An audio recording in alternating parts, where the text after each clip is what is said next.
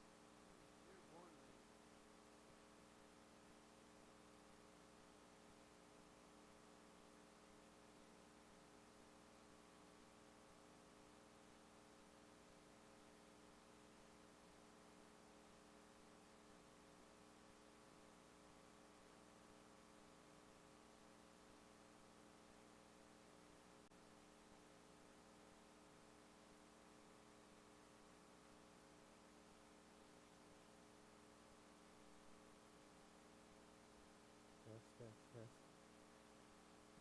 test, test.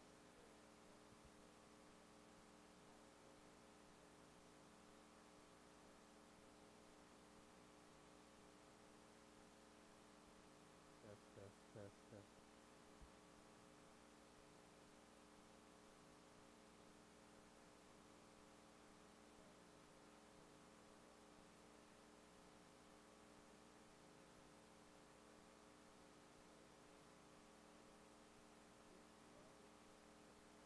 Today. Yeah, exactly. That's my chair, just taking charge. That's be the first time in. I haven't been up there as a board for a couple of years. Well, with the COVID. Well, yeah, I don't remember the last time. Over a year. We haven't been out. Yeah, it's been a year. 2 months since we've been out. Yeah. Test, test, test. A little bit longer than the regular one is my old C team here that I had, and that was Yeah, I talked once about trying to do. We talked about Sandy Oaks. Test, test. Her bar and everything. And something about Bob or whatever. I think even someone said you can't get per diem for that. So I said maybe we'll just have to.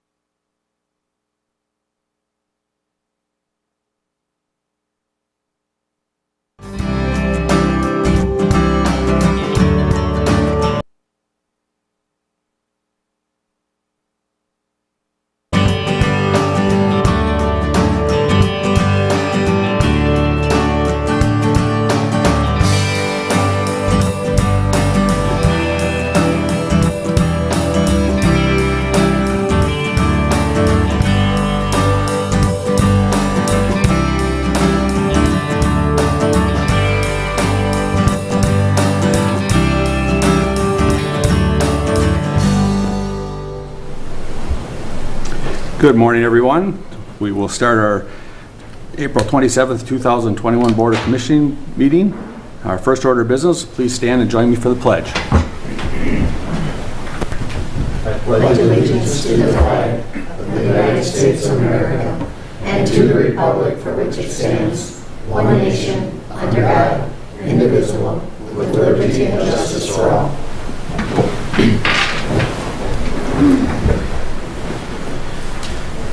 All right, our first item is to review our agenda. Any corrections or additions, Bob? Mr. Chair, there are no changes to the agenda today. Thank I'll you. move the agenda. People Blank seconds. Got a first and a second. So any discussion? Please call the roll, Stephanie. Commissioner Pap, Aye. Commissioner People, Aye. Commissioner Landcamer, Aye. Commissioner Sternberg, Aye. Chair Brunder. Aye. Motion carries for the agenda. Our first item on the agenda today is planning and zoning. And we got Garrett here this morning. Good morning, Garrett. Morning, Garrett. Morning, Commissioners. Hi, Garrett. PC 08-21 is a request from Daniel and Marie Ireland for review and approval of a conditional use permit to operate an ag supply business. The property is zoned agricultural and is located in part of the southeast quarter of the northeast quarter and part of the southwest quarter of the northeast quarter of Section 11 Decoria Township. The location address for the site is 59282 187th Street, Mankato, Minnesota. Staff presented their report. The applicant was present and had no additional comment. There was no public comment. Members of the Planning Commission had no issue with the proposal. Following the discussion, the Planning Commission voted a recommendation for approval of the request based on the findings prepared by staff and the conditions proposed. And the board action is the resolution. Thank you, Garrett. At this time, I will open it up for public comment. This hearing is being recorded, so please state your name and address for the record.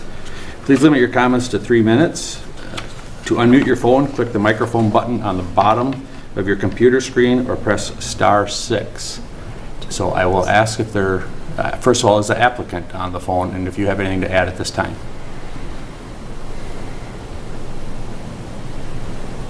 Okay, anyone wishing to comment on PC 0821 for Daniel and Marie?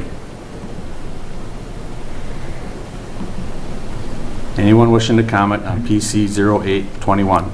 Please state your name and address for the record. Okay, last time, anyone wishing to comment on PC 0821? Okay, seeing and hearing no public comment, I will close it and bring it back to the board for action. I'll move approval of PC 0821. Second. Okay, we got a first and a second for the conditional use permit. Any discussion, questions, or comments? I don't have any questions, but Garrett, the Irelands are very pleased with the performance you guys did for putting the permit together. I know it was a relatively difficult one, but the Irelands have been doing great business over in that area for many years, so this is good to see this move forward. If there's no other questions or comments, I will ask Stephanie to call the roll. Commissioner Pap, Aye. Commissioner People, Aye. Commissioner Landcamer, Aye. Commissioner Sternberg, Aye. Chair Brunder. Aye. Motion carries for PC 0821. Our next item is PC 0921. Thank you, Mr. Chair. PC 09-21 is a request from Ryan Keel and Melissa Giesecke Keel for review and approval of an after-the-fact interim use permit to operate a lawn care and snow removal business in the agricultural zone district. The property is located in part of the northwest quarter of the southeast quarter and part of the northeast quarter of the southeast quarter of Section 31 Luray Township. The location address for the site is 60298 197th Lane, Mankato, Minnesota. Staff presented the report. The applicant was present and had no additional comment. There was no public comment. Members of the Planning Commission had no issue with the proposal. Following the discussion, the Planning Commission forwarded a recommendation for approval of the request based on the findings prepared by staff and the conditions proposed, and the board action is the resolution. Okay. Thank you, Garrett. First of all, is the applicant on the phone, Ryan or Melissa? Do you have anything to add at this time? Okay, hearing none. Anyone wishing to comment on PC 0921 for Ryan and Melissa? Please state your name and address for the record. Anyone wishing to comment on PC 0921, please state your name and address for the record.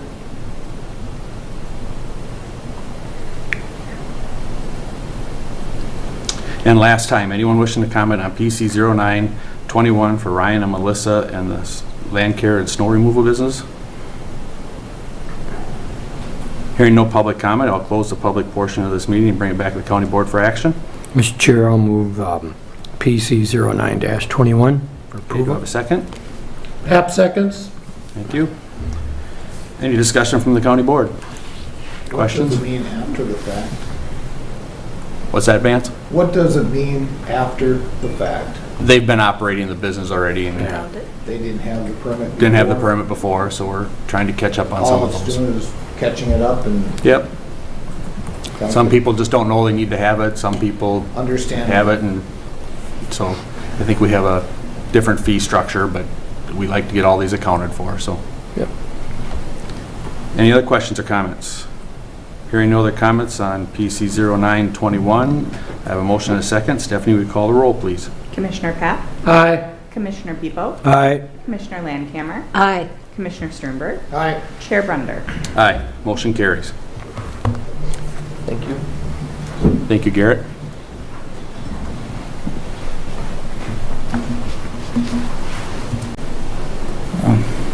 Yep, go ahead, Scott.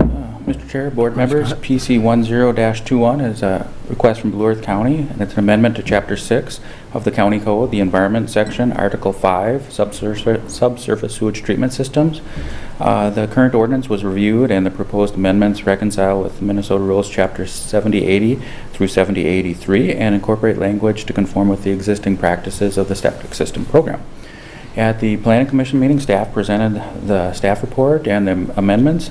There was no public comment. Members of the Planning Commission had no issues with the proposal and complimented staff for reaching out to the area contractors for input and their continued efforts to keep the current ordinances current. Following discussion, the Planning Commission voted unanimously to forward a recommendation for approval of the proposed ordinance amendment based on the findings prepared in the staff report. And the board action is adoption of the ordinance amendment. Since the Planning Commission meeting just this morning, Carl Friedrichs had submitted an email to all the county board, and I believe he's on the Zoom call, and Jesse Anderson, our environmental health specialist, is also on if there's technical questions regarding the ordinance amendment. Thank you, Scott, for that report. And I won't ask if the applicant's here because he's standing right in front of us for Blue Earth County. So if there's anyone that would like to comment from the public on PC 1021 for the subsurface sewer drainage system, please state your name and address for the record. Morning, folks. Carl Friedrichs here. Can you hear me? Yep, we can hear you, Carl. Okay, Carl Friedrichs, 59077 Landing Lane, Mankato, Minnesota. I noticed in this new ordinance you provide exceptions for joint tenancies, terminating when one of the spouses dies, and for divorce situations. As I indicated in my email to you folks, I think exception should also be granted for a limited number of estate planning situations. For example, when property is transferred to a revocable living trust, a special needs trust, or a supplemental needs trust. In most all of those situations, the owner remains living in the home as long as possible to continue their life, but it's in the home, but it's their estate planning purposes. They don't actually move out of the home, so I don't think a compliance check should be needed. I did send proposed language for modification, adding in section F. That would read, when title to real property is transferred to a revocable living trust, special needs trust, or supplemental needs trust, in which the grantor of the trust or their spouse or descendants remain as occupants of the property after the transfer of the property to the trust, that would remain an exception. The other concern is when the occupant of the property needs assistance at home and one of the family members move home to care for them. It's happening more often with COVID right now because folks are trying to stay out of long-term care facilities with the restrictions on visitation rights. In that situation, the owner of the home often does not have the money to pay the person moving in to care for them, much less for a septic system upgrade if it would be required after a compliance check, but they'd like to compensate them in some way for assistance if they're moving into the home. And in that case, usually a quitclaim deed transfers the real estate to the children that are providing the care. You will note that in the proposed language I sent for a subsection B, it is limited to situations when the title is transferred to the owner of the property, from the owner of the property to a descendant of the owner after the descendant has resided in the property in order to provide care and assistance to the owner of the property due to health conditions of the owner. Those two situations, I think, would be beneficial as exceptions, especially the second one on the county budget, because the children moving in to care for the parent saves the cost of long-term care if the parent would otherwise have to move to long-term care. As I indicated in my email, there are also the special needs trust situation just arose recently where a county social worker had me assist a person in creating a special needs trust for them so they could remain living in the home as long as possible without having to sell the tillable acres from the building site. That person clearly did not have the money that would be needed to install a new septic if it would have been required, and I don't know if it was in that situation or not. But the special needs trust situation further benefits the county by allowing the person to remain in their home as long as possible. So I would ask that you add these subsections F and G as I proposed. Thank you. Thank you, Carl, for those comments. Is there anyone else wishing to comment on PC 1021, surface sewage treatment system? Anyone else wishing to comment on PC 1021 for Blue Earth County? Hearing no public comment, or no more public comment, I will close the public portion of this meeting and bring it back to the county board for action and discussion. If there's no other questions from the, okay, go ahead, Vance. I would move with the additions of Mr. Friedrich's F and G. Okay, do I have a second? I don't know if it's... Motion dies for lack of a second. Should we get a little clarification maybe from Jesse? Do you want to weigh in on Carl's comments if you were able to hear them? Yes, good morning. Jesse Anderson, Property Environmental Services for Blue Earth County. Yeah, great comments from Carl. But we kind of reviewed this. I don't know how many of these would happen, and you're just sticking with the property transfer. It's, you know, it's a mechanism to catch these and upgrade the septic systems. Sure. Thank you, Jesse. Pat, could I call on you for your opinion? I think we kind of ran into the same situation with the last ordinance we had. Yes, Mr. Chair, Commissioners, thank you. Mr. Chair, I believe it's important to note that this matter has gone through a significant process with staff in reviewing these matters and reaching out to contractors and receiving information from various interested parties. I think the comments from Mr. Friedrichs could be adopted by the board if the board so choose. But at the same time, I look at this matter and from this respect, if the board resolution is as staff has proposed, they are giving staff more tools, so to speak, with respect to any potential enforcement actions.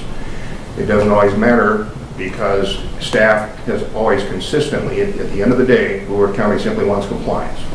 And staff continues to work with numerous people that are out of compliance, and I think just the last resolution that somebody comes in for a variance after the fact, staff works with them to get them into compliance and do what they can do. I think at the end of the day, if adopted as staff is presented, you are allowing staff to have more tools in their tool belt, so to speak, and give them other options in working with people in the future, whereas as proposed by Mr. Friedrichs, there's that potential that that tool would not be available to staff if needed. Sure. Thank you, Pat, for that input. Other questions or comments from Kevin? So was this information available to the Planning Commission, and have they looked through any of this? We supported it, yep. Last meeting, we had this full program, and plus we had a work session on it a while ago, briefly. As a board, but Yep, these yep, planning ideas zoning submitted today were also submitted to Planning Commission? Correct. So they have vetted those as well? Yep, and they were happy with these recommendations. We didn't have, Carl was not at the public hearing for the planning and zoning meeting. So we didn't look at his options. We had all of this in front of us, yes. And they were all very supportive of the language we have. Mr. Chair, just so I can clarify to myself, but the Planning Commission has not seen the letter from Carl? Correct. Okay. As far as I know. That's what you were asking. Oh, I'm sorry about the information. Yeah, no, we have not, we didn't, as far as I know, we didn't read it into record, and Carl wasn't at the public hearing, so we didn't have any of this information. Yeah. Thank you for that clarification, clean. Mr. Chair, I have concerns about non-compliant septic systems, and trying to figure out how to work with people in order to get them compliant, I think is really important. So judging from the county attorney's discussion on this, it gives our staff more tools to help people be compliant. And so I think that's pretty important. And it's concerning to me that I got this last night, and that the Planning and Zoning Committee had not seen it either. Other questions or comments? Otherwise, I'll look for a motion. Kevin? I guess I would just, and I too believe that it's important to be compliant, and what we can do to help us all get to that point is also important. But I would like to see the process work. I too would just, like we've had other letters from other agencies and things like that come in at last minute. What is our timeline for this? Is this a tight timeline? I know we've had a work session on it. As a board, Planning Commission, is it worth the effort? Of the proper way would be to have the Planning Commission review the additional information that they have not seen, if that makes any difference in their recommendation. I'm just wondering what our timeline is as far as our necessity to have it done today, so to speak. Yeah. Scott, can you give us some insight on that, or maybe Jesse? I guess one thing that we've talked I could probably do so, Mr. Chairman. Oh, thank you, Mark. Property and Environmental Resources. Sorry to interject there, Scott. The reason that we would like the resolution passed today is more so for everything that is all encompassed in the changes, because it allows us to be consistent with our application of the ordinance throughout the construction season of the septic systems, which has been beneficial from my understanding with other staff. That isn't to say that we couldn't review certain sections of this again and come with a future amendment if so needed, or if the need arose there. But the reason the timing of the septic system was put in place now is we worked through the fall to gather the information, make the changes, work with the contractors, the county attorney's office, the MPCA for the review, in hopes that we would have this adopted in April so that we could apply it consistently throughout the construction season. So sorry to interrupt. Thank you. Thank you, Mark. That was very helpful. Does that answer your question? Yeah, it does. I appreciate that, and that makes a lot of sense. I appreciate the forethought. These ideas have nothing really to do with any of the state compliance or anything else, so we could adopt this and then also ask the Planning Commission to take a look at those ideas, and if need be, we could do something down the road if this becomes an issue. Would that be correct? That's outside of my expertise, so I'm going to call on Jesse to answer that question as far as legality of how this fits in with the state. So Jesse, can you help us with that, or Mark? Yeah, I can. I mean, that's definitely something that we can do.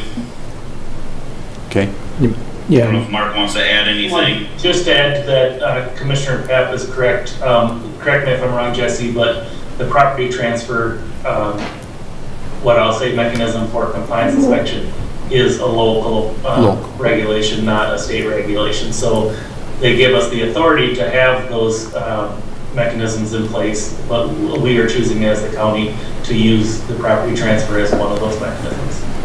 Thank you, Mark. That is correct, Mark. Okay, does that answer your question, Kevin? Vance?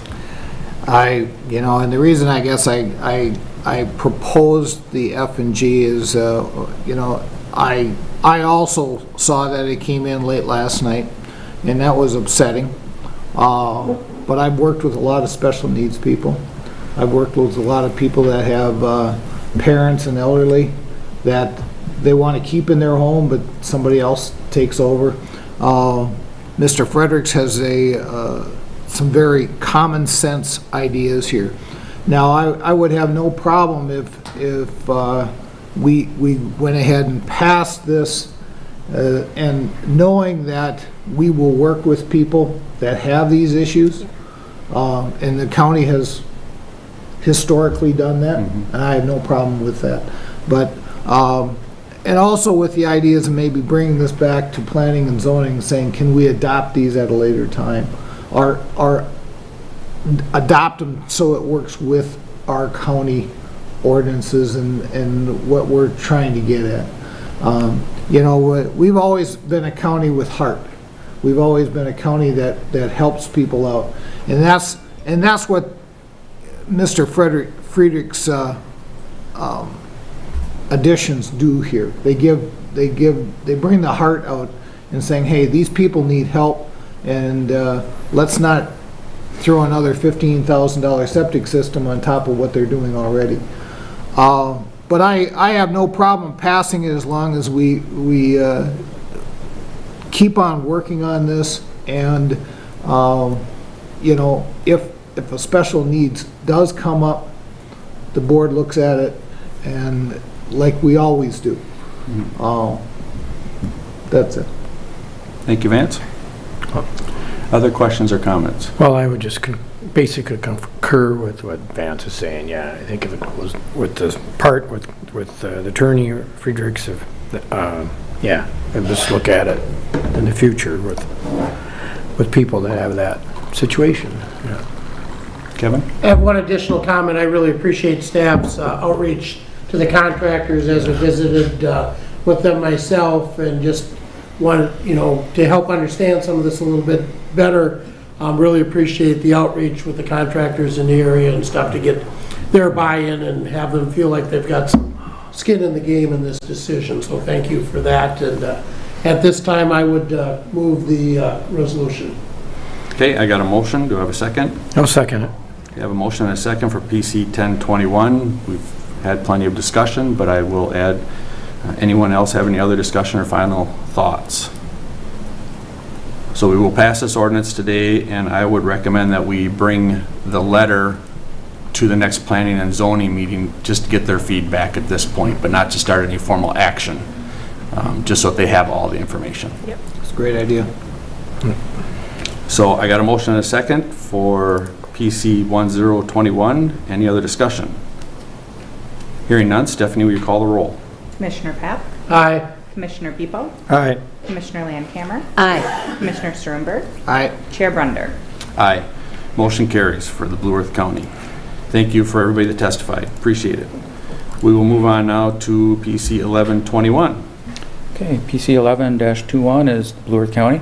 It's another ordinance amendment, and this one's to Chapter 24, the zoning chapter of the code, definitions and word usage, as well as the campground standards to update definitions and standards for campgrounds. The ordinance amendment creates application standards for campgrounds and updates standards related to health and safety, including water supply, wells, public safety, wastewater, setbacks, and stormwater. At the Planning Commission meeting, staff presented the report. There was no public comment, and members of the Planning Commission had a brief discussion and had no issues with the proposal. Following discussion, the Planning Commission voted unanimously to forward a recommendation for approval of the proposed amendment based on the findings in the staff report. And the board action today is an ordinance amendment to adopt the changes to the campground standards. And just a quick note, the future amendments will be to the shoreline section of the code to allow campgrounds as an interim use in shoreline, as well as potential amendments for the urban fringe overlay district. Great. Thank you for that clarification, Scott. right, Blue Earth County is the applicant, and they are here and present. If there's anyone wishing to comment on PC 1121, the campground updates, please state your name and address for the record, please. Anyone wishing to comment on PC 1121 for Blue Earth County, please state your name and address for the record.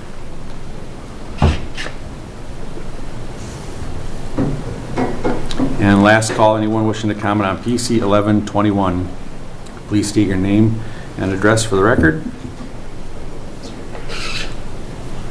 Having no public comment, I will close the public comment portion of the meeting and bring it back to the county board for action and discussion. I'll move approval of PC 1121. Thank you, Colleen. Do I have a I'll second? second that. Any discussion or questions on PC 1121 for the campground standards? Process we've been working on for many months, and it's just one step closer to getting the process finished out. If there's no comments or questions, Stephanie, we will call the roll.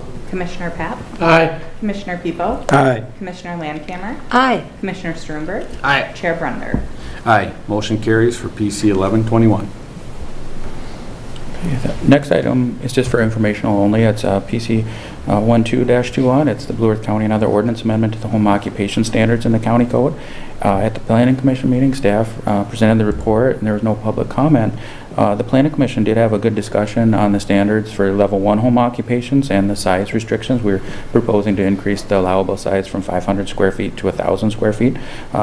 So Planning Commission had a very good discussion and recommended that we table the item till our May Planning Commission meeting, where we'll have a few other options for those level 1 home occupations for the size restrictions. The thought was that a 1,000 square foot level 1 home occupation in a residential area was a little too intense, and potential issues with the intensity of that business use in neighborhoods with residences. So we have a few options that we'll be considering at next week's Planning Commission meeting and for discussion with the Planning Commission.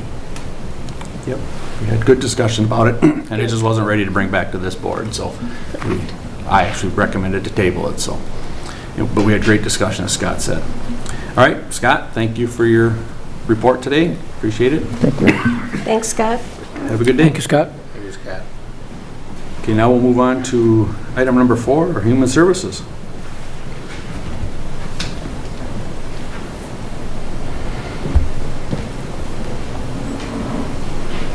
I think we got through that quicker than we thought we would. And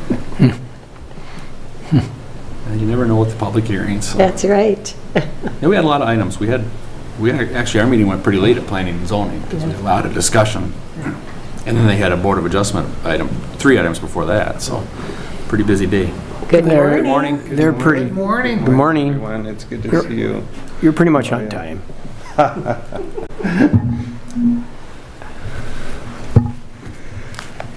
Well, Mr. Chair and Commissioners, thank you for hearing us this morning. We have one action item, and I apologize I did not put the dollar amount, which it is a big ticket item for us. Minnesota Department of Health and Public Health Emergency Preparedness, which we refer to as FEP. And the narrative there you see provides funding for COVID-related activities that are non-vaccination activities.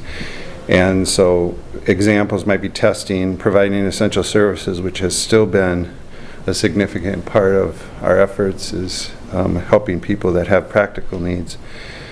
And then other resources, just as far as hard materials that we need to use or possibly share with our partners in the community. So, you know, Kelly can certainly address some of that too, or you'll hear that embedded in what our status is with COVID. But the amount for that contract is $479,018. The term is April 1st of 21 through December 31st of 21. So short time frame, a big chunk of money. It will mostly get used for staffing dollars, so that would be how we'd capture most of that money.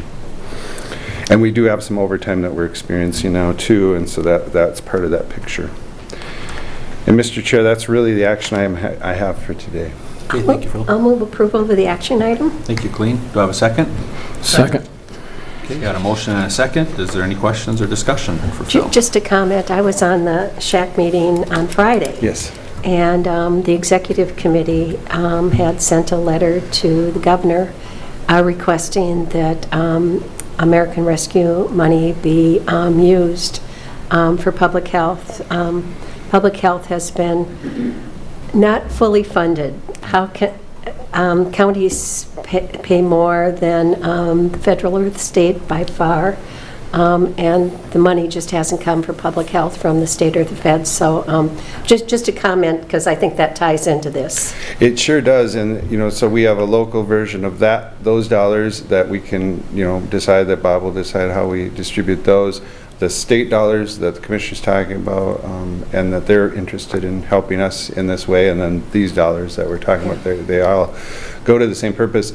I do think it's a golden opportunity in the midst of a pandemic where we're trying to figure out both the immediate needs, but also that infrastructure issue that you raised, which is how do we set the table for the future? And if there are more public health emergencies like this, we've struggled. I just asked Kelly when we were in the other room, how are we doing with tuberculosis? Because in our community, that has been a big issue with often a lot of contact tracing that we have to do and a lot of staff time, and we're really not prepared for that usually.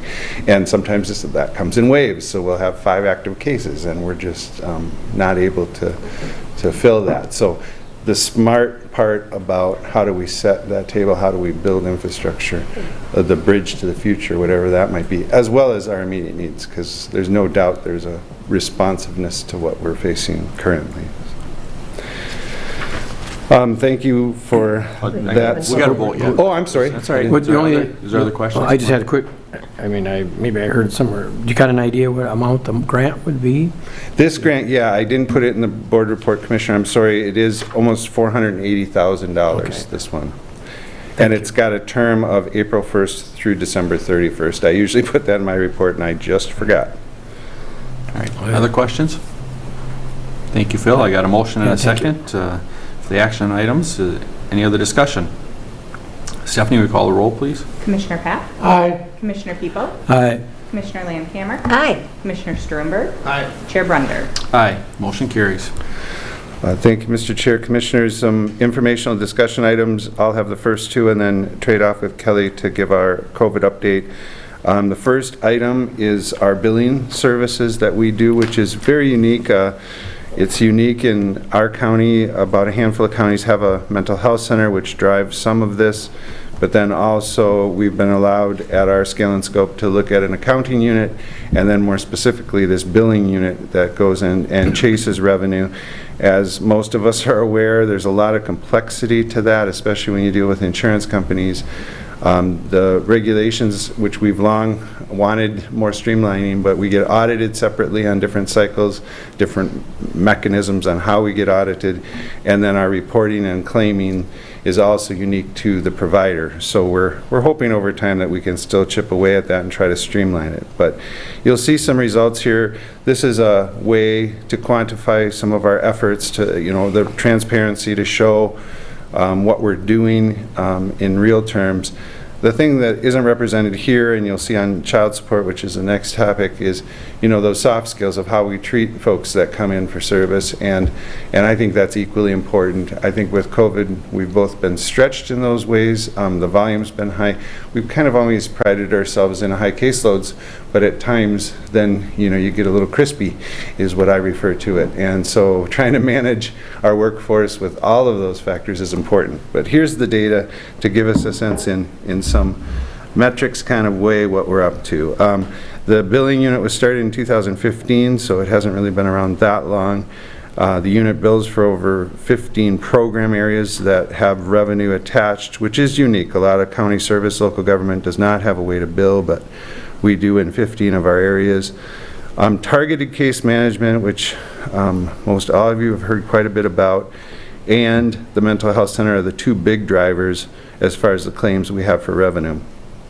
The graphic shows the different types of TCM that we have, and there's 3 types. They're called child welfare, which we refer to as CW, vulnerable adult, and the mental health TCM.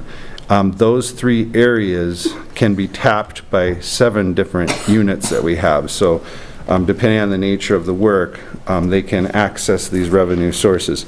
You'll see by far the biggest one of the TCM, of the targeted case management, is in mental health, and you'll see the aggregate overall, if you go to year-to-date, bottom right, that we did overperform our budget, which is great by almost $500,000. There's about 700 claims each month that are run through our billing team. So very significant volume and some significant dollars that do help our overall budget picture. The second graphic at the bottom is more specific to the mental health claims in the mental health center. We have 35 different insurance companies, and that number has at times even been larger as far as how many different contracts we engage.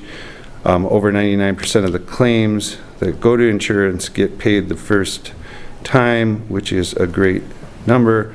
That 1% gives us fits of trying to chase and rechase. So it's a 99-to-1 ratio, but I'm telling you, there's a ton of time spent. And I think if you don't do that 1% well, you give it away, it's kind of a slippery slope. I think it just gets bigger and bigger. So staff take a lot of pride in trying to chase those dollars as best we can. And we do end up, of course, writing off some significant dollars as well. 2019 numbers, probably our most stable year, is why I think Sarah pulled this out, but $863,000 was billed through the mental health center, just to give you some idea, and you'll see pretty flat numbers of the average number of claims per week according to the mental health center. I'm going to move on to child support, the next series of slides, and the breakdown here is Sarah is also the supervisor part-time in billing, part-time in child support. 5 child support enforcement officers, which we usually refer to as CSOs, and 6 child support enforcement specialists, usually referred to as SESs. And we do have both state and federal guidelines that we're to follow when we enforce parental child support.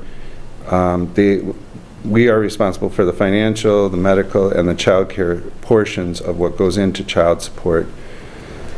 Most of the duties include parentage, establishing parentage, making sure we have the right parents through genetic testing, orders for support, great help from Pat's staff through the county attorney's office with these, and really it all ties together along with the collection of payments as well, if there needs to be any court action in any of that. The 4 different areas that are represented by the graphs here, the paternity establishment, you'll see in the narrative at the bottom of the graph that the target is 80%, which is the straight line, and then our performance is above that at 90%. And even though you'll see some dip and change, I think regarding COVID in this last year, we're still well above our targets. The support order establishment, to get the order in place, also a threshold of 80%, and we're over 90% still. The last 2 can sometimes be a little more challenging. The collections for current support, the 73.93% of funds that were due were collected. You'll see a cost-effective ratio of every dollar we spend in expenses. We have almost $5 of payments that we get, so the cost-effectiveness ratio, which is good. There's always that margin of gap, and we're not at 100%, as you can imagine, for a lot of different reasons. Some are very legitimate, that the parent is not able to gain any income and has a responsibility but can't work. And then there's all kinds of other examples where we have to chase down the facts and try to build a case for what is actually going on and what's fair, always with the children in mind. That's really the mission. And then arrears, the dated support that's out there as well, even harder to capture. 41% of the arrears past due accounts were collected, and that gap is always even bigger, as you can imagine. So those are just, like I say, some of the measurables that we have, child support and billing. Any questions on that before I hand the baton to Kelly? Any questions? Thank you very much. Thank you. Thanks, Phil. Morning, Kelly. Good morning. Hi, Kelly. Kelly? Morning, Kelly. Good morning. The weather's better than the last time I was here. It's a good morning. So back with some updates, but and some pictures on slides. But before we get to that, I just, as I was preparing for this board meeting, I went back and looked at all of the updates I had done January, February, March, moving into April here. And it was interesting. In January, we were talking about moving into vaccinations. So 4 short months ago, looking at the government centers, our location. In February, we were vaccinating EMS, childcare, moving into the over 65. Fast forward to March, we were talking about base allocations and a number of updates. And here we are today, still working with priority groups, but working with our public as well, saying if you are ready to get vaccinated, we're ready to vaccinate you. So in 4 short months, that's a really amazing amount of ground to have covered with our partners. So the slides in your packet are just a little visual of some of the things that go into our day. So our sign directing you to the Blue Earth County Clinic in the upper, looks like left portion of your packet. The table below that is just all of the supplies that are needed to vaccinate folks. So sharps containers, alcohol swabs, some of this pre-filled syringes that we drop each day. The middle slide is one of my staff actually drawing up a dose out of some of the vials that we receive for vaccine. The iPad with the little green polling pad at the bottom, we're, again, that partnership with elections. They helped us with some of our equipment needs, so that has been great. That helps us register people on site and check people in. And then the one below that is actually Scott Granberg-Rademacher, who's one of our community members who was kind enough and generous enough to provide some acoustical guitar music at several of our clinics. So many compliments, and it was just created a very nice atmosphere and brought some of the anxiety levels down. So that was very nice to have in addition to our clinic. Any questions on the pictures? They're nice. Very nice, yeah. Awesome. Yep. So the second slide in your packet, I created just in time to make the deadline for this meeting, and it's already changed some of the information on it. So if you look on the left-hand side of your slide, our vaccine orders, or what we call a vaccine dose request, is due on Mondays by 8:30 in the morning. We are notified either Thursday, sometimes Fridays, of what we receive. So we have a base allocation, but sometimes we request more. Sometimes there are shifts in vaccine allocation from the federal level that can impact what we receive. Then we are now able to, and this has been a shift, to choose days, a combination of days for when that vaccine, those first doses arrive. It's either a Tuesday, Wednesday, Thursday, or a Thursday, Friday. We don't know which day they will be delivered on. So that creates a little bit of, we have to plan ahead and assume it's going to be the latter of the two, so that we don't get in a position where we don't have vaccine for a clinic that we've planned. I have the 72-hour rule on there. At the time I prepared this slide, the metrics from MDH where we had to use 90% of the vaccine we received in 72 hours. That changed to 60%, and as of yesterday change, that rule has been relaxed and eliminated. So now but the 100% 7-day rule is still, that metric is still in place. So Kelly, you said you get to choose a delivery date for Tuesday, Wednesday, Thursday, Friday, but you don't know what, so you get to pick which one of those 3 you want? Correct. But you don't know which one it is? Yeah, we won't know if it's like, if we choose the Thursday, Friday, we don't know if the vaccine is coming on Thursday or Friday. It gets it narrowed down a little bit, but. A little bit, yeah. That's gotta be problematic. And it's a little, it definitely creates planning challenges. Yeah. The 72-hour rule, it created extreme planning challenges. Now that has been relaxed, it will help. Thank you. Mr. Chair, was that just a rule in Minnesota, or was that across the country? The 72 hours? Each state did it a little differently. That's what I thought. And that was a metric that came from the state level. Yeah. I know the commissioner said on Friday that she was getting rid of it. Okay. So, all right, that's all I have on that slide. So at this time, anyone over the age of 16 can get a shot, or is that 18? It's a Pfizer shot for 16, right? Correct. So for us, it's 18? for the type of vaccine we currently have, it's 18 or older. We have Moderna vaccine that we're administering. And if there's still people that need the shot, do they go online, or how would they go about getting the shot? There's a number of different ways to find vaccine. In our community, we actually have 6 pharmacies that are providing, or 10 locations that are able to provide vaccine, and they have Moderna or Pfizer. It depends on the week, which vaccine presentation they have. Both of our healthcare providers, Mankato Clinic and Mayo Health Systems, along with Open Door, are also providing vaccines, and Public Health and the state of Minnesota's option. Each one has a little bit of a different pathway to get there, and that's all on the Minnesota Department of Health's website, all of the various options. And we also have materials that we've been sharing with groups that provide contact information for different vaccine opportunities. I think it'll be really helpful on the look back. What would you change in the future? What did we learn from this? How would you do this? I think that's going to be really important. And I know it's going to happen, but everybody was running just to get it out. Right.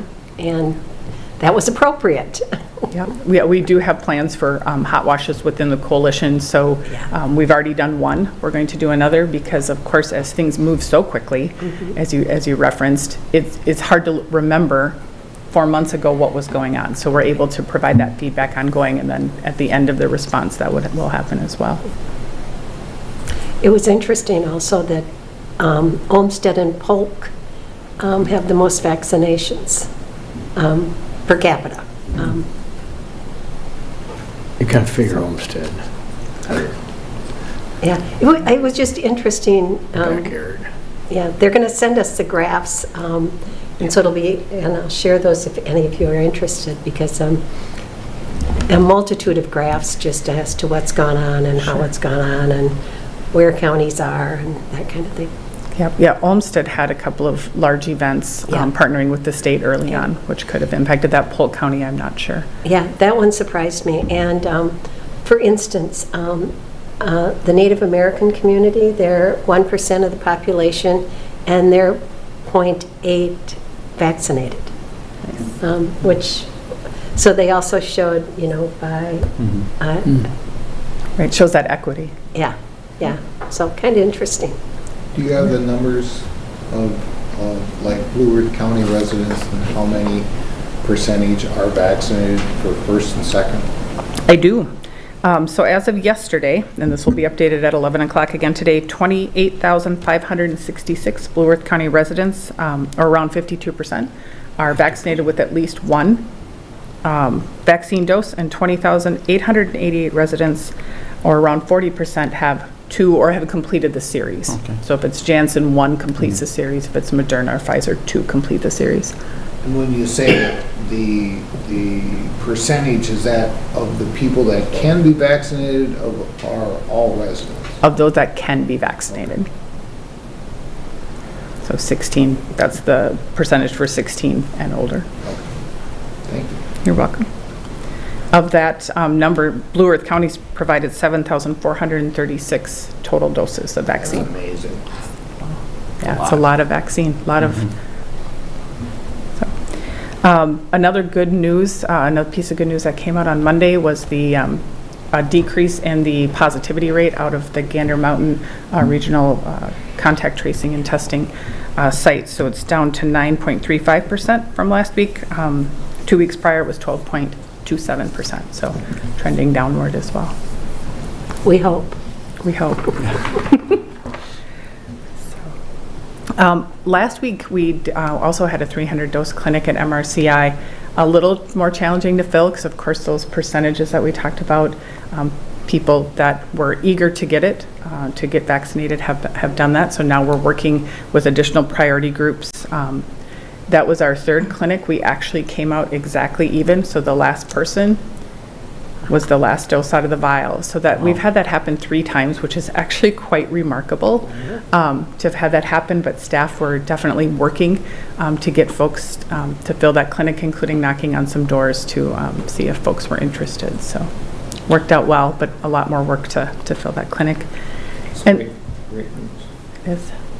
this week we're working with some of our community partners, again looking at focusing on groups who have barriers to access, trying to get them into the clinic this week, along with the public who is interested in being vaccinated.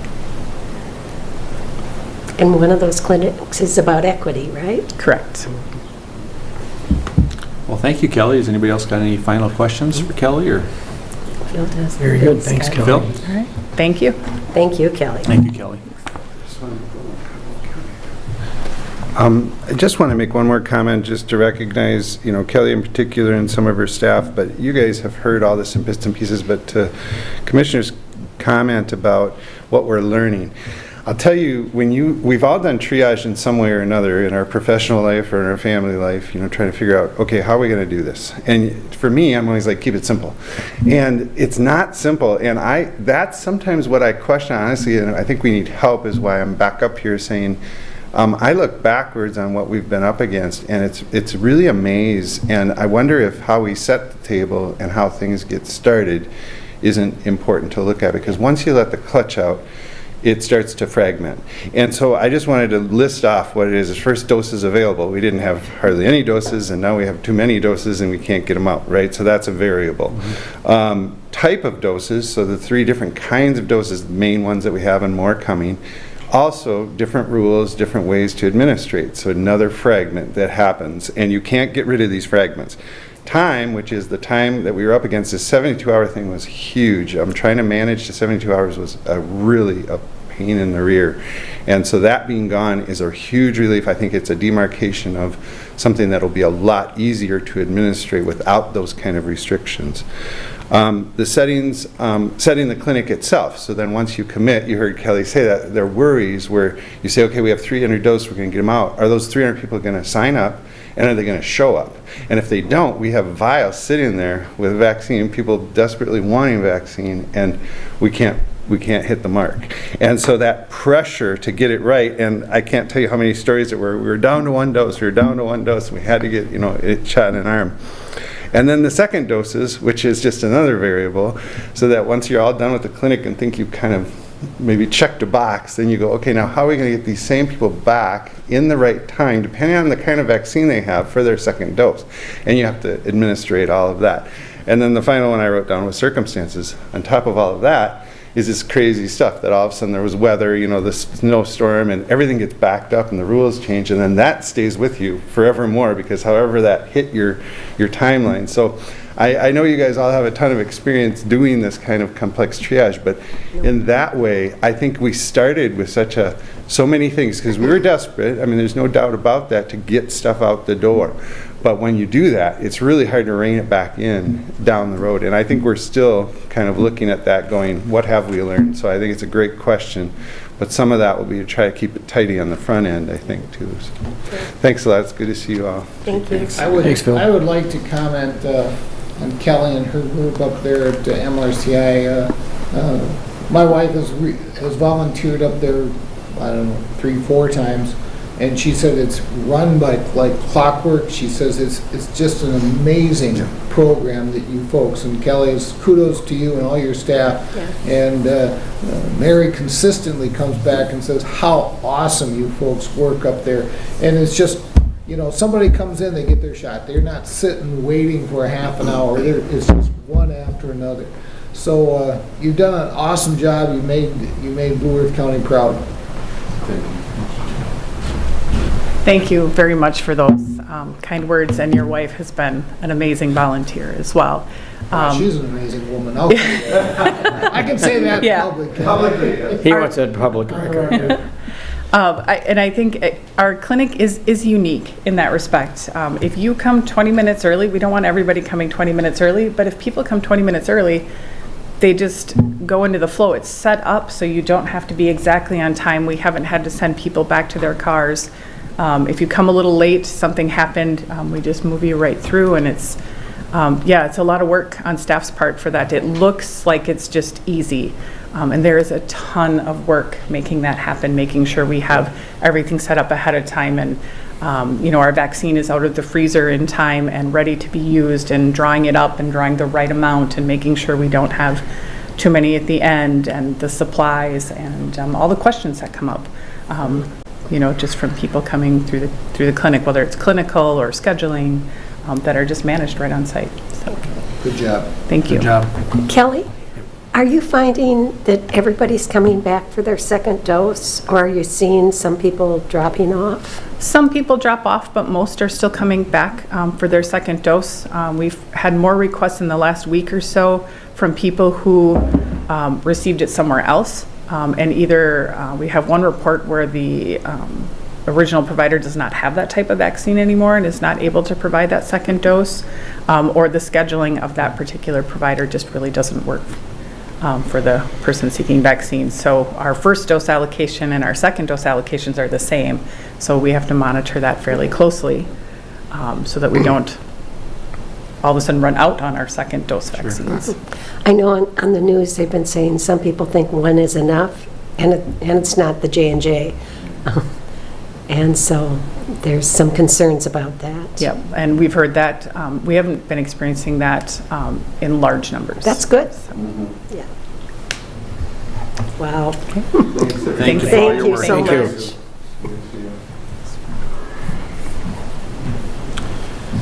All right, with that, we will move on to administration. Bob? Mr. Chair and Commissioners, the first item is the county board minutes for April 13th. I'll move approval. Landcamer. Pap seconds. Got a first and a second for the minutes. Any discussion? Hearing none, Stephanie would call the roll. Commissioner Papp? Aye. Commissioner Pepo? Aye. Commissioner Landcamer? Aye. Commissioner Strumberg? Aye. Chair Brunder? Aye. Motion carries for the minutes. Next are the bills for the 2 weeks indicated. I'll move approval, Stuenberg. Thank you, Vance. Do I have a second? I'll second. Mark seconds the bills. Any questions on the bills that haven't already been asked and answered? Hearing none, Stephanie, would do the roll call, please? Commissioner Papp? Aye. Commissioner Pepo? Aye. Commissioner Landcamer? Aye. Commissioner Strumberg? Aye. Chair Brunder? Aye. Motion carries for the bills. Mr. Chair and Commissioners, item number 5 in your packet is the Human Resources Department agenda. Just have informational items for the board today. We've filled a number of positions in our Property and Environmental Resources Department, a specialist, well, 2 specialist ones, so filled a couple positions there. We've also filled a License Center Specialist position in our License Center. We also had a promotion of a deputy sheriff to investigator, and so we've initiated recruitment to refill the deputy position.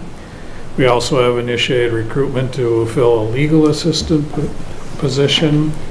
And then we had a retirement of the accountant at the Public Works Department, and so we've initiated recruitment to fill that position. Be happy to answer any questions the board might have on the Human Resources agenda. Thank you, Bob. Any questions for Bob on the report? Pretty straightforward. A lot of activity. Yep. Yes, it is.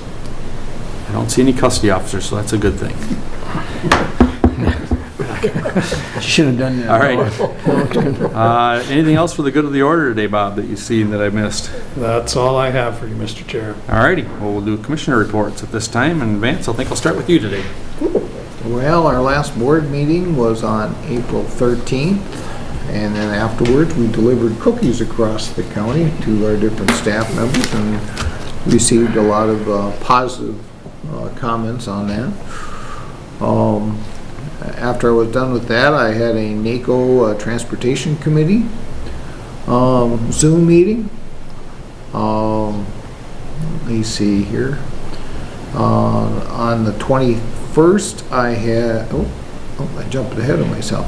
On the 15th, I had a library board meeting, along with a youth community group meeting and a TDS board meeting. On the 16th, we had an AMC board meeting, myself and Commissioner Landcamer. I actually did the 8:30 and I skipped out and did the State Transportation Plans Policy Advisory Committee on that day. This is a committee that I was placed on by AMC. Let's see here.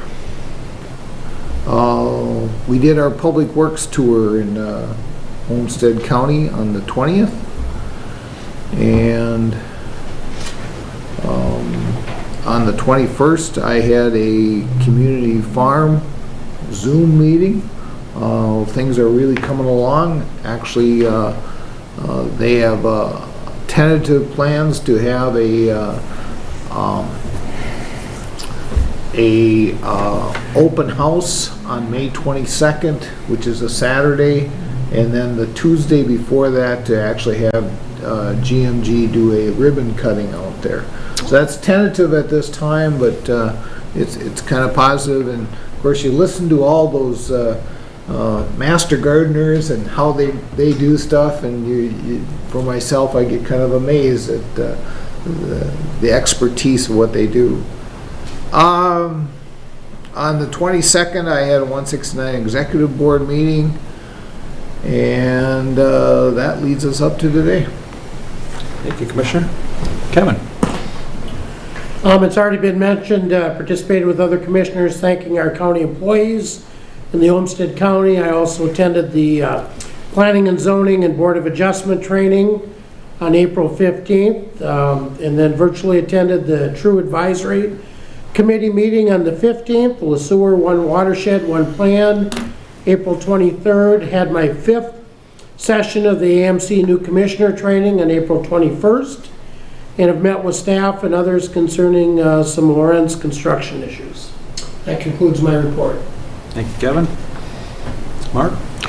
Okay, yep. After our last board meeting, we all went around. I had the Public Works for thank you to our employees, and that went well. I think the director told me he didn't get a cookie, but I don't think so. That was after. Anyway. Did you eat it? No.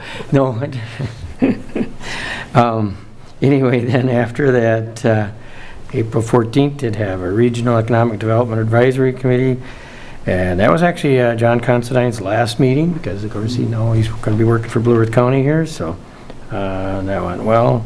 Then we had our MICA board meeting on the April 20th, and then that's kind of, so the legislative activities, and that's continuing. Then we did have a Public Works tour, Olmsted County, and that was always interesting there with the tours. And then April 22nd had a Mankato Affordable Housing group meeting, and then Partners for Housing. We had a meeting before our Pedal Past Poverty that same day, the 22nd. And then, I should say the 23rd, and then we had the Mayo. Some of us were in person actually for the Mayo Public Affairs, I should say, their affairs deal with the legislative our contingent, and that was interesting. That worked pretty good. Sure, it was kind of neat to see other people there and not. Do everything on Zoom. And I think even they enjoyed it too, the legislators. So then we had the Pedal Past Poverty on April 24th, and Blue Earth County graciously let us use our new public ramp, and it worked so well that it was a little cool, but figured if the twins can do it, we can do it. And we did a lot better than, no, I shouldn't say how they're doing lately, but anyway. But we had less teams. Of course, we had 25 teams. And then if you notice, we had a gal, Busha from I didn't know, but she's a planker, that. Yeah. And she works as a custody officer at our jail, Blue Earth County Jail. she was there and raising money for partners, and she went like 3 hours and 10 minutes. But I didn't know that until I got there, and I mean, here she had a table and other people helping her, with the money and stuff and assisting her, but she had a picture of Brad and all that, the sheriff, and I was kind of, what? Yeah. So it was really kind of cool. And I kind of neat, our team, I had to be there early to help out, but our bike was right about the first one closest to, so we might bike for 20 minutes, and she was doing this thing for 3 hours. Anyway. That's not easy either. It encouraged me because, I biked even faster, harder when I saw. I couldn't believe she did that long. But anyway, but it was very successful. We raised, just to see a note today from our director, we raised over 100,000. We were approaching 100 the other day, but we've got over that now. Over 40,000 were in sponsorships, and the rest was in from the teams. So it was very successful. We haven't had a year successful like this for several years. So, and my team thought it would be kind of cool to have it back in the ramp. I don't know. Sure. Maybe I didn't check with other people. My team's a little crazy, Anyway, it worked well. And, the team, with all your support, actually, we raised more money than we ever did before. We had raised over 3,000 for our team. So, wow. Well, good for you, so I want to thank you all. So it was actually more fun than a lot of them. We had a food truck there. Anyway, thank you. That's my report, Mr. Chair. Thank you, Commissioner. Awesome. It's very exciting to hear that you raised that kind of money for that fundraiser. A lot of effort into that. Colleen. On 14th, I had Region 9 and 2 speakers. One was the guy who does CHS logistics. I still call it honeymead, but it was fascinating. They have 12 business units, and when the Suez went down, they still had Panama, and he talked about just how you move the grain around the world.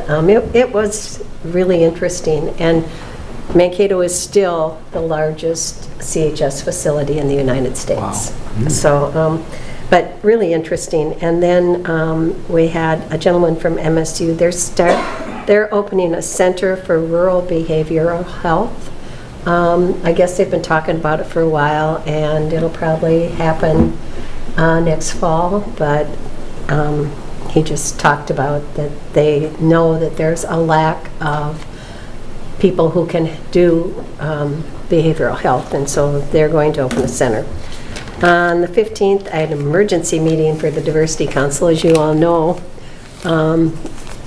we need to find a new executive director, so just trying to put together a committee that's going to put the plan together was that day. And 16th, as Vance said, AMC board meeting. The June meetings, they're hoping to do hybrid, in-person and virtual. And we also had a virtual tour of United Health, which is really turning into insurance company that's making a difference and getting a lot more people in this state. And their main office is in Minnesota, as opposed, they're nationwide, but their main office is in Minnesota. On the 19th, I had a Minnesota Transportation Alliance legislative meeting, and the legislators were on. It was interesting, just in general. The gas tax, Draheim, Ackland, and Munson are all opposed to. Friends and Frederick were for it, and Julie couldn't be on that day. So just what legislation's moving forward. One of the things that really surprised me was the House has passed, well, it was the House, it was the Senate, that they want to decrease vehicles mile traveled by 20% in the next decade. I understand how you can try and get rid of some of the pollution from that, but I think we're going to have more cars and more vehicle miles traveled, be that by transit or cars. So that one surprised me, and it surprised everybody on the committee. Just kind of an interesting thought. Public Works tour. That night I had, on the 20th, that night I had Southwest Minnesota Housing Partnership on the 4th Street project. The Good Sisters at Good Counsel are looking at what they have to get rid of their property and trying to figure out how to do that in a good way. 21st, I had Bridging Divides, which ties into futures. How do you bridge those divides that we've turned so far apart on, you know? If you say it's white, I say it's black. And so how do we bridge that? On 22nd, I had a White House call. Those are every Thursday. And they just talk about what's going on in the administration. 23rd, we were at the legislative meeting. And then I had a shack meeting. I've talked a lot about what had happened, but the commissioner was very clear that the data systems are so out of date and they need to be upgraded, and that's hopefully what will happen in the future. The other thing is, I asked, how is this being tracked? You know, I went to, where did Hy-Vee. Some people went to Thrifty White, some people went to Mayo's. Vance went to Minneapolis. And how are you tracking it? Yeah. And they said it all gets tracked by M11C, which is a data system that's in the Department of Health. So Department of Health is the holder of all the data. I wasn't sure how they were doing it, but that's how they're doing it. And then on the 24th, you guys were very noisy over there. I came down here to do a call with... Good. It was good. I was thinking, what is this? And I thought, oh, it's Mark's group. But I talked to some of the people in the master's program for social work on homelessness and affordable housing. I don't call it affordable. I call it workforce, senior housing, and disability housing, because that's what it is. People are working, or there's a reason they can't, or they're retired.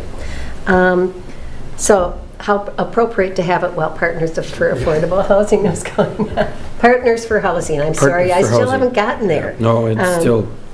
A diversity meeting last night, executive, new exec and budgets.